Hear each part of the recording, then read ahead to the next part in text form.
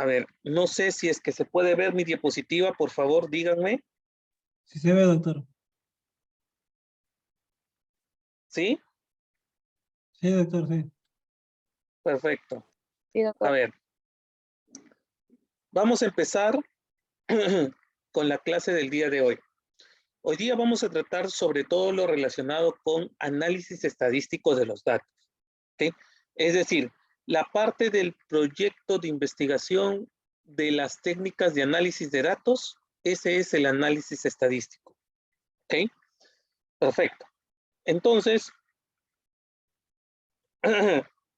vamos a hablar sobre ello. Para hacer el análisis estadístico tenemos que entender que la estadística en investigación está dividido en dos. Tenemos una estadística descriptiva y una estadística inferencial. La descriptiva está destinada a resumir todo el conjunto de datos y ponerlos en tablas y en gráficos que expliquen ese resumen de esos datos. ¿Okay? Un ejemplo lo podemos ver en la parte inferior izquierda, que es estadística descriptiva. Normalmente la estadística descriptiva se presenta en gráficos, más que en tablas. ¿Ok? A ver, y tenemos la otra, que es la estadística inferencial, que es la que estudia estos resúmenes y trata de ver un modelo de probabilidad. Doctor, ¿qué modelo de probabilidad? Bueno, una probabilidad de que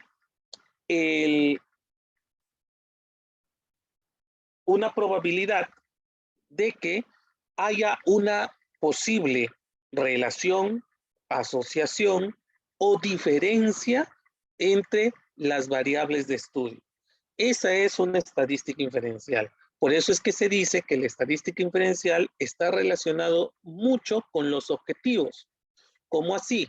Como la estadística inferencial te da un modelo probabilístico en el cual se puede determinar la relación, diferencia o asociación entre variables de un estudio o entre un conjunto de datos, propiamente dicho.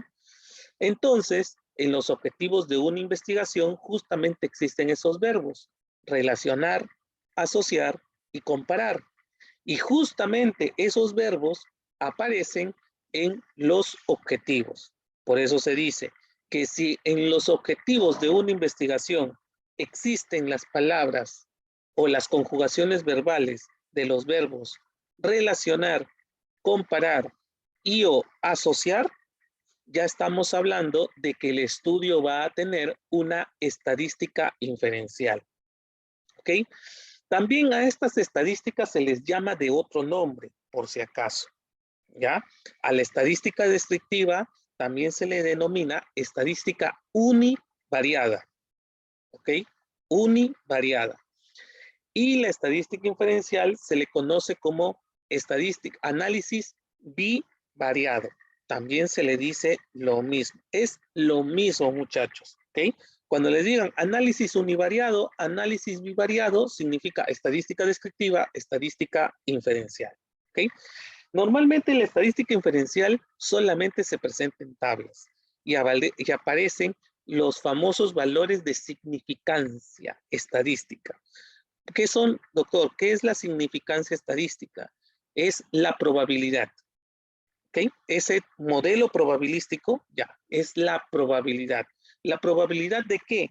De que haya una relación o una diferencia entre las variables. Eso significa. ¿Ok? Eso significa. Ahora, vayamos con la estadística descriptiva. Primero vayamos con la estadística descriptiva. La estadística descriptiva te dice que presenta todo el conjunto de datos o te resume todo el conjunto de datos en tablas y en gráficos. ¿Ok? Entonces, tenemos las tablas estadísticas. A ver, va a depender del tipo de variable que tengamos. Si hay variables cualitativas y cuantitativas discretas, aquí tenemos la tabla clásica de estadística descriptiva de presentación de dichas variables, ¿no? En donde aparecen las famosas frecuencias. Las frecuencias absolutas, las absolutas acumuladas, las relativas y las relativas acumuladas. Doctor, ¿cuáles son las frecuencias que más se utilizan para este tipo de variables cuando se presenta una tabla estadística? Normalmente se presentan las frecuencias absolutas y las frecuencias relativas. Nada más. Las absolutas acumuladas no se presentan y las relativas acumuladas tampoco se presentan. Si bien es cierto, los programas estadísticos que nos permiten resumir estos datos, nos presentan las absolutas acumuladas, las relativas acumuladas, las absolutas, las relativas, nos presentan todas estos tipos de frecuencias, ok, solamente se utilizan para, digámoslo así, por motivos de presentación de los resultados en una investigación, solamente se utilizan las frecuencias absolutas y las frecuencias relativas. Sin embargo, las frecuencias relativas tienen un ligero cambio. ¿Cómo así, doctor? A las frecuencias relativas se les multiplica por 100. ¿Para qué? Para que salgan los famosos porcentajes. ¿Ok? Ténganlo muy en cuenta esa parte. Y cuando tenemos variables cuantitativas continuas o de intervalo, también, miren la tabla, cambia un poco. Sigue teniendo las mismas frecuencias. Sin embargo, tiene ya una marca de clase y una amplitud. ¿Ok? ¿Por qué? Porque estamos hablando de intervalos. ¿Ok? De variables numéricas, pero de intervalo. ¿Ok? Ahora, los gráficos, sí, existen diferentes gráficos dependiendo de las variables. A ver, para las variables cualitativas tenemos el gráfico rectangular o de barras y el gráfico de sectores o de torta. Normalmente el más usado es el gráfico de torta, ¿ok? Para variables cualitativas. Para variables cuantitativas discretas, ¿ok? Números enteros, no hay decimales, significa eso. ¿Ya? No hay decimales. Para cuantitativas discretas solamente se utiliza el gráfico de barras. Y para las continuas, en donde sí hay decimales, bueno, se utiliza el histograma y el polígono de frecuencias. Doctor, ¿cuál es el histograma? El histograma son esas barras que ustedes ven y que se encuentran unidas. ¿Ya? Ese es el histograma. Y el polígono de frecuencia es esa línea que justamente pasa por la mitad de cada una de esas barras. Ustedes se dan cuenta, la mitad del inicio con la mitad de la parte más superior de la barra se comienzan a unir y forman un polígono.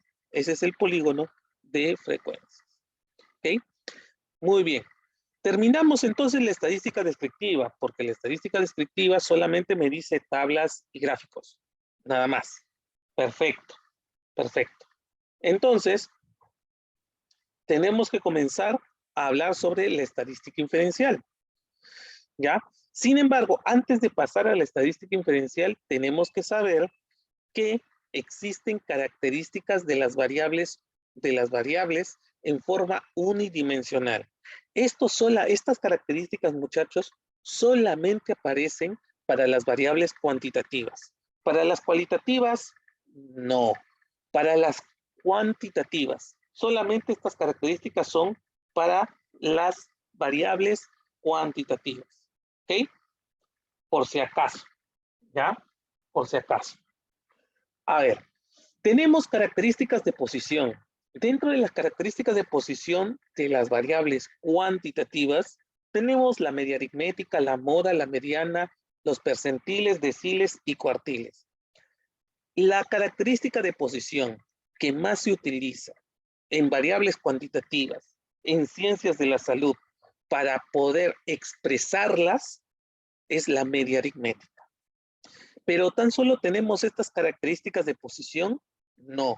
También tenemos características de dispersión y características de forma. Acá vemos las diferentes características de dispersión que tienen las variables cuantitativas y las dos características de forma que tienen las variables cuantitativas.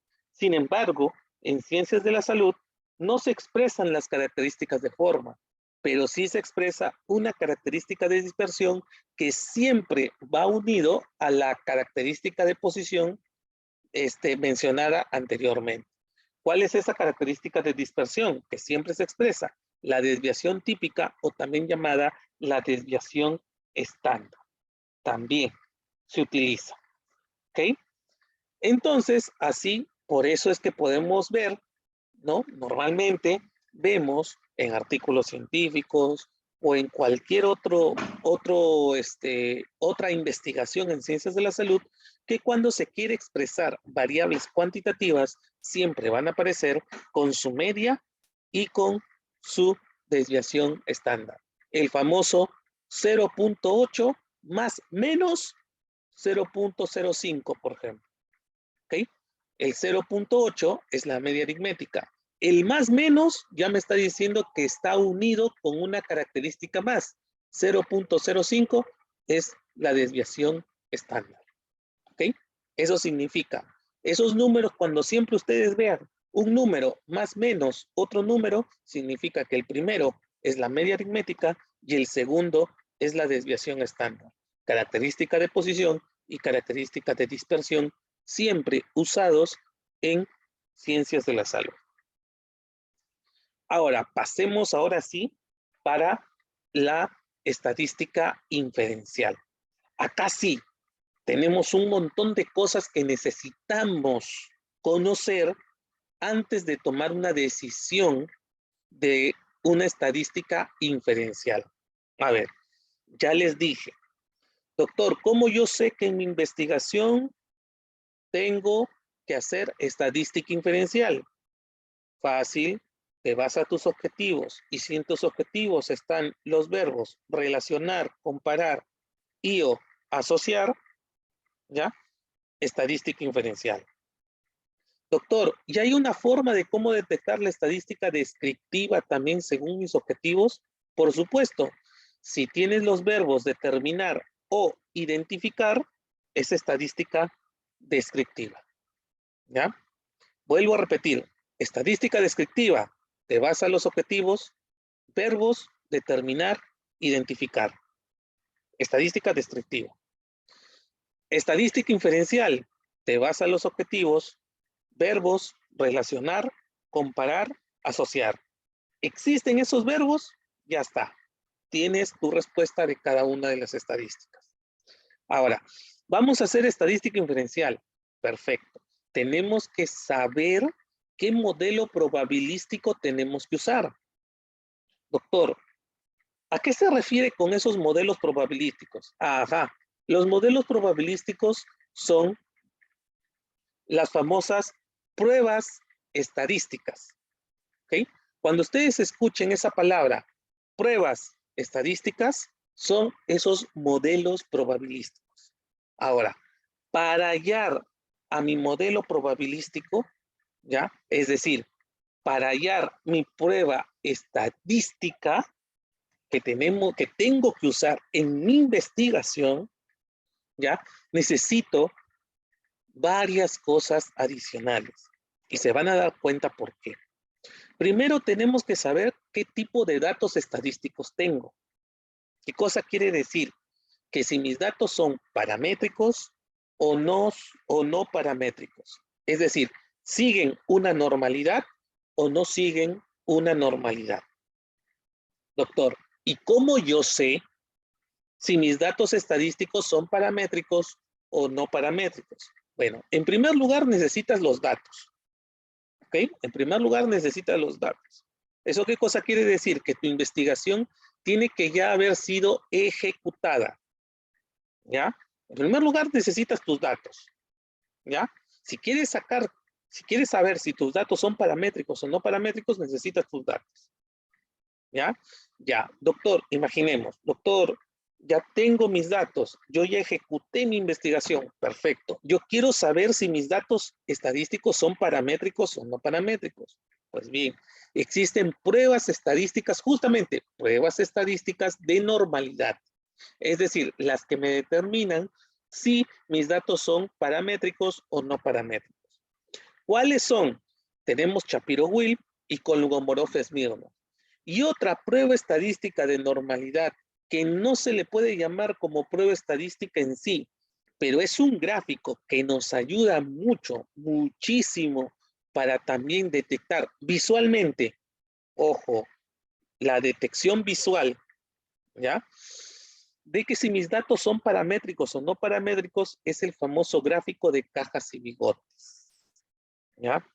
Doctor, a ver, entonces tenemos unas pruebas numéricas, matemáticas, así es. Shapiro-Wilk, Kolmogorov-Smirnov. Pero tenemos también un gráfico, una imagen que nos puede ayudar a saber si mis datos son normales o no normales. Doctor, ¿cuándo utilizo cada uno? A ver, Shapiro-Wilk, cuando tu tamaño de muestra es menor de 50. Y Kolmogorov-Smirnov, cuando cuando tu tamaño de muestra es mayor de 50. Facilísimo. ¿Ok? Ahora, gráfico de cajas y bigotes. Cuando tienes datos netamente cuantitativos, solamente tienes datos cuantitativos. Primero, ¿ok? Solamente tienes tus datos cuantitativos. Y tus datos cuantitativos los expresas en este gráfico que se llama cajas y bigotes. Doctor, ¿por qué se le llama cajas y bigotes? Porque literalmente te saca un gráfico, ¿ya? En donde hay así como un cuadrado que se le llama justamente la caja, un cuadrado. Y de los costados de dicho cuadrado salen unas líneas, ¿ok? Hacia los lados. Sale una línea. A esas líneas se les conoce justamente los bigotes. Por eso se le dicen cajas, la caja que está en medio, el cuadrado que está en medio, y las líneas que están al costado, los bigotes. ¿Ok? Los bigotes. Ahora, doctor, ¿cómo detecto entonces en ese gráfico si mis datos son normales o no normales? A ver, es fácil. Te centras solamente en la caja, no en los bigotes. Te centras solamente en la caja. Adentro de la caja te vas a dar cuenta de que aparece una línea muy marcada, una línea negra marcada. ¿Ya? Ok. ¿Y qué hago con esa línea? Ya. Esa línea puede estar ubicada en cualquier parte de la caja. ¿Eso qué significa? A ver, si la línea negra que se encuentra dentro de la caja se encuentra en la mitad o cerca de la mitad de esa caja, tus datos son paramétricos. ¿Sí? Pero si se encuentra fuera de la mitad de la caja, es decir, no se encuentra a la mitad de dicha caja, de dicho cuadrado, de dicho rectángulo, no se encuentra allí en la mitad, tus datos son no paramétricos. También es una forma visual de cómo determinar si mis datos son normales o no normales, si son paramétricos o no paramétricos. Perfecto. Doctor, ya, tenemos si mis datos son paramétricos o no paramétricos. Perfecto. ¿Qué más necesito? Necesitas saber que existen dos tipos de muestras. Hay muestras independientes y muestras relacionadas o apareadas. Las muestras independientes es cuando tienes un grupo de personas u objetos o tienes dos grupos de personas u objetos, pero ambos grupos o ambas muestras, ¿ya? No se interrelacionan entre sí. ¿Eso qué quiere decir? Que las personas o los objetos que pertenecen al grupo 1 no van a pertenecer jamás al grupo 2. Y viceversa, los del grupo 2 no van a pertenecer jamás al grupo 1. ¿Ya? Pero les extraes los mismos datos. Por ejemplo, tengo un grupo de personas, tengo dos grupos de personas diferentes, pero a ambas les extraigo la edad, a ambas les extraigo el sexo, a ambas les extraigo unas muestras de sangre, a ambas les hago una cirugía, etcétera, etcétera, etcétera. Es decir, si se dan cuenta, son dos grupos diferentes, independientes, o puede ser solamente un grupo en forma independiente, y le sacas los mismos datos, les extraes los mismos datos. Esas son las muestras independientes.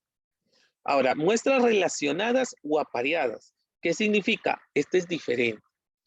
tienes una muestra y a esa muestra le haces diferentes medidas a lo largo del tiempo. Es decir, tienes una muestra y le haces una medida al inicio y después le haces una medida al tiempo, que puede ser a los 2 días, a los 5 días, a los 7 días, al año, a los 3 años, a los 5 años, no lo sé. Eso va a depender de cuánto tiempo tú quieres dejar entre la medida de inicio y la medida final. ¿Ok? Doctor, esto me suena. Por supuesto que te suena. Normalmente las muestras independientes son estudios de índole transversal. ¿Por qué? Porque les tomas una sola vez en toda tu vida, ¿ya? Los datos a ese grupo de personas. Mientras que las muestras relacionadas o apareadas son normalmente los estudios longitudinales. ¿Por qué? Porque los estudios longitudinales son los que hacen una medición, varias mediciones a la muestra a lo largo del tiempo. Y justamente eso es las muestras relacionadas o apareadas. Conclusión, si yo quiero saber qué tipo de muestra es la que tengo en mi estudio, ¿ya? Tengo que irme ¿a dónde? A mi tipo y diseño metodológico de mi estudio. Y me voy a la sección a la sección de tipo de estudio en el cual yo determiné si mi estudio es transversal o mi estudio es longitudinal. Si mi estudio es transversal, mi muestra es independiente. Si mi estudio es longitudinal, mi muestra es relacionada o apareada. Perfecto. Además, ¿qué más necesito, doctor? Necesitas saber qué tipo de variable o qué tipos de variables según su naturaleza, ¿ya? Vas a relacionar.